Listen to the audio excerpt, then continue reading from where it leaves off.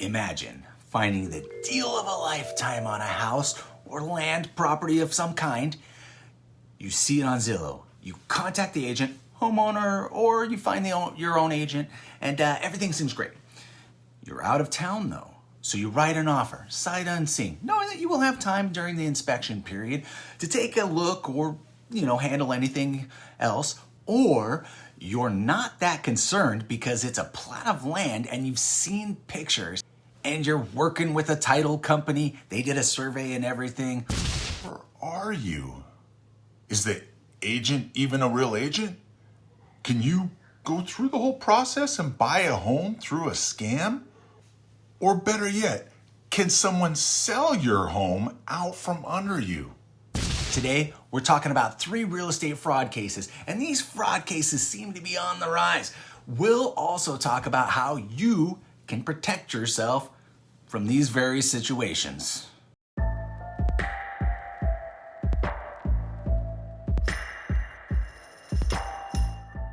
Welcome back to Trevor and Jessica Do Everything Real Estate, and more importantly, a subcategory of videos called Estate of Crime.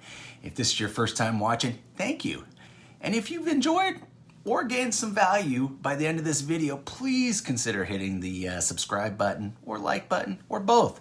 Our channel covers everything real estate, from home tours to local hotspots to the most shocking true crime cases and bizarre real estate stories you've ever heard. And I'm Trevor Snyder, a local real estate broker in the greater Orlando area. Florida, of course. And today we're examining 3 cases of real estate fraud. I don't know why I'm smiling. I guess I'm just having a good time because these are not good. Which I know. It doesn't sound exciting, but you'll want to learn the lesson in the end. Please, if you're like me and captively confused with crimes of all sorts, this subcategory of the channel might be for you. Without further ado, let's dive in. Our first story takes us to East Orlando. It's almost embarrassing to know that it's happening where I hang my license, really. In this story, Patricia Waring discovered her land was being sold online without her knowledge. How do you like that? It's baffling how this could even occur. But then again, I'll just shut up. Off a winding back road in eastern Orange County, you'll find this tract of land. There's no house here, no utilities, not much to look at other than the cypress and sawpaw meadow. Of course, none of that stopped someone from trying to buy it over the internet. There's just one problem. It's a good piece of land, but I didn't have it for sale. Patricia Waring inherited the land from her mother and planned to leave it to her kids, something that was almost disrupted when someone put the land on Zillow for less than half the market value. She only found out about it because a buyer who was prepared to send a $5,000 deposit to a title company in Michigan contacted her directly by coming to her home. As a friend said, what if you'd been out of town and that man hadn't come and you didn't know about it? Would that sale have gone on through? Unbelievable. But thanks to the buyer's diligence, the scam was uncovered just in time. It could have gotten a lot worse, like we'll talk about soon in the other cases. Scams like this are becoming increasingly common as the demand for homes in Central Florida rise. It's still happening, y'all. Here's how you can protect yourself. Are you seeing more of this now? Yeah, we are. It's Orange County Comptroller Phil Diamond's job to record mortgage title transfers and sales. As a response to the rising volume of scams, he allows homeowners and landowners to put a block on their deed, essentially locking it in place. So far, more than 28,000 people have done this. You'll get an email or a phone call, your choice, if somebody tries to sell your property or if somebody tries to put a mortgage or a lien on your property. I had screenshotted all these. Back at Patricia's home, she's putting a block on her property and working to get the listing off the internet. Oh yeah, she had that property for sale. Well, no, you don't. It's mine. First of all, sign up for fraud notifications like they mentioned. I feel like this goes without saying, but always verify listings. And what does that mean? Work with a realtor or call your title company and validate with whom you're speaking to. And of course, be cautious of deals that seem too good to be true, because this is almost always the case. Okay, this next story takes us to the Middleburg area in Florida, where John Roney almost lost his 3-acre waterfront waterfront, y'all, to some fraudsters. Once again, John was lucky, literally right before closing, so almost got to the closing table.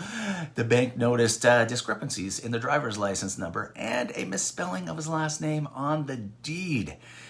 I mean, so close. Knew what was happening. They could have built a house here. Middleburg landowner John Roney told the News4JAX I-Team that this nearly 3-acre lot of waterfront property that he owns was almost sold for $40,000 to a local developer by an unknown scammer. But at closing, it was an incorrect driver's license number on this bogus identification card and the misspelling of his name on the property deed that caught the attention of the bank at closing, right before the funds were to be handed over to scammers overseas. Once again, deed fraud is on the rise, y'all, especially with more transactions moving online. Protect yourself by signing up for property fraud alert programs available in all 67 Florida counties, okay? Once again, all counties. These programs won't prevent fraud, but will act as an early warning system notification, giving you a chance to act before it's too late. There are instances where, I can think of 3, where a person filed a fraudulent deed and simply changed, like what you saw in your story yesterday, changed the name by a letter or 2, changed some of the information on the address or in the text of the document just by a letter or 2. Justino says out of the 65,000 records recorded by Clay County's clerk of court last year, 54,000 of those were done online and not in front of an actual clerk. She says with so many people choosing the online option and the explosion of cyber crimes and artificial intelligence, the extra layer of protection of a property fraud alert can make all the difference if you're the target of a scam. Anybody who has property in Clay County just goes to clayclerk.com.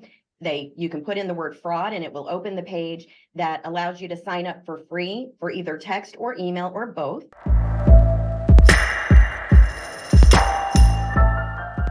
And finally, on our Tales of Fraud, saving the best for last, we talk about 20-year-old woman from Palm Beach County, Tabria Josie, who masterminded an estimated $300,000 in real estate scam. A 20-year-old, y'all? Jessica, detectives say this involves more than 20 properties.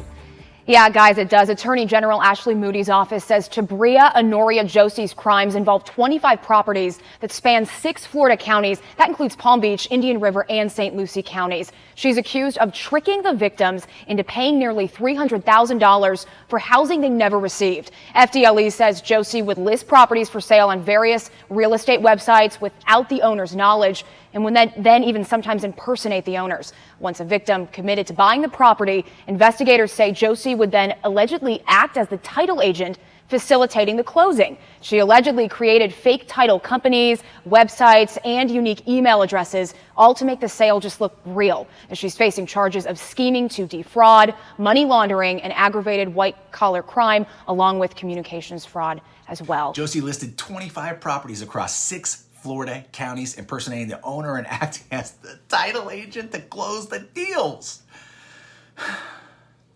Can I take it to the basic human level? Why do people sometimes use their superpowers for evil?